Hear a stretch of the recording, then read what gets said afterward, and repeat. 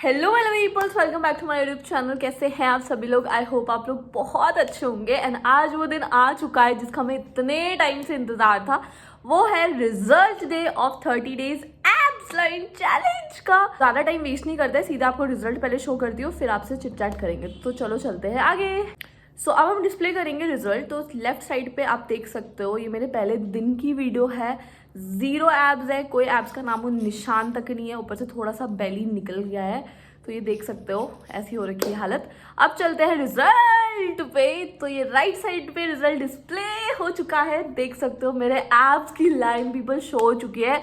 ना सिर्फ एब्स की लाइन शो हो रही है, साथ ही साथ मेरा बेली पूछ भी कम हो चुका है। ये गोल गोल सा लड्डू सा जो बेली था आगे, वो गायब हो चुका है ऑलमोस्ट।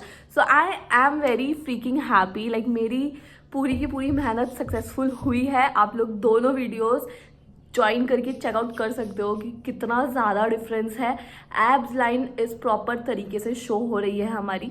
सो ये है हमारा 30 दिन का मेहनत का रिजल्ट।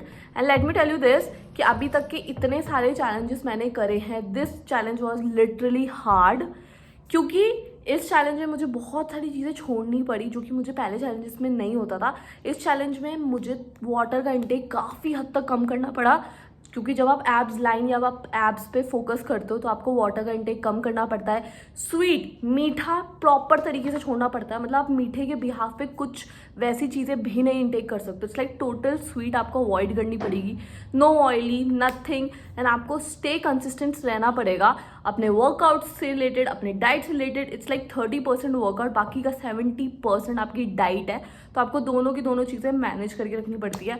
तो वो सब मुझे करना पड़ा। It was like freaking tough for me. Starting में आपने देखा भी होगा मेरे वीडियो से, मैंने बार बार बोला भी है मेरी हालत ऐसी हो रही है, मेरी हालत वैसी हो रही है। मेरा फेस का पूरा जो ग्लो है वो चले गया था बीच में, बिकॉज मैंने पानी का इंटेक छोड़ दिया था।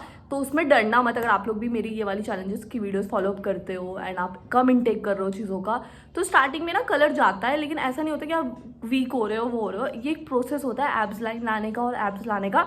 जितने भी प्रो वर्कआउट पीपल है या फिर ट्रेनर्स है, दे नो एक्चुअल में कि कितना ज़्यादा हार्ड होता है ये चीज़ करना, फिर इसको मेंटेन करके रखना प्रॉपर 30 दिन तक। इट्स इम्पॉसिबल, बट बहुत मेहनत लगती है। एंड दूसरी चीज़ ये बोलना चाहूँगी कि अगर आप लोग भी एब्स लाइन की जर्नी पे हो तो पहले अपनी आप को समझा लो कि भाई ये वाला जो मैं चैलेंज ले रही हूँ या ले रहा हूँ, इट्स नॉट दैट ईजी। ये कोई फैट लूज करने वाला चैलेंज नहीं है। इट्स समथिंग जो बहुत ज़्यादा डिफिकल्ट होता है और बहुत लोगों को दिक्कत होती है करने में। And approximately I can say कि 30 दिन में आप एब्स लाइन ला सकते हो। मैं लाई हूँ तो आप लोग भी ला सकते हो। प्रॉपर तरीके से अगर आपको एब्स चाहिए, प्रॉपर तरीके से अगर आपको एब लाइन चाहिए, तो उसके लिए ऑलमोस्ट 3 to 4 मंथ्स लगते ही लगते हैं।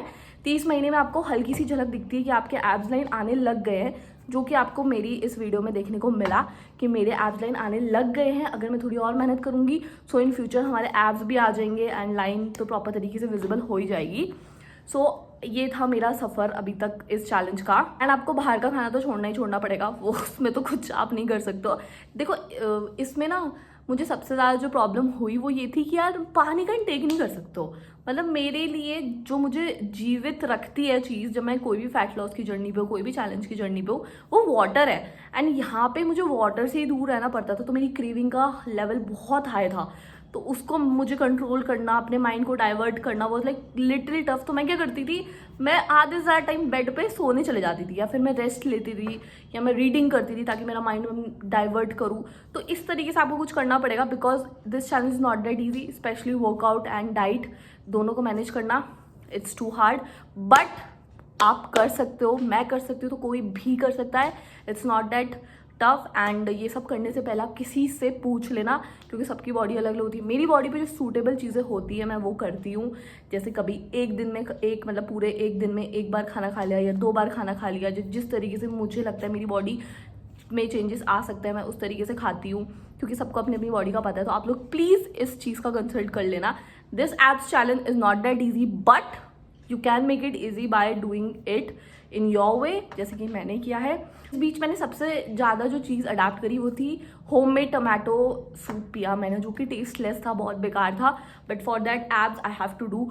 जो भी मैंने खाना इस 30 दिन में खाया वो घर का था, आपने देखा ही है। मैंने नॉर्मल डाइट भी रखाई है, दैट इज़ दाल चावल।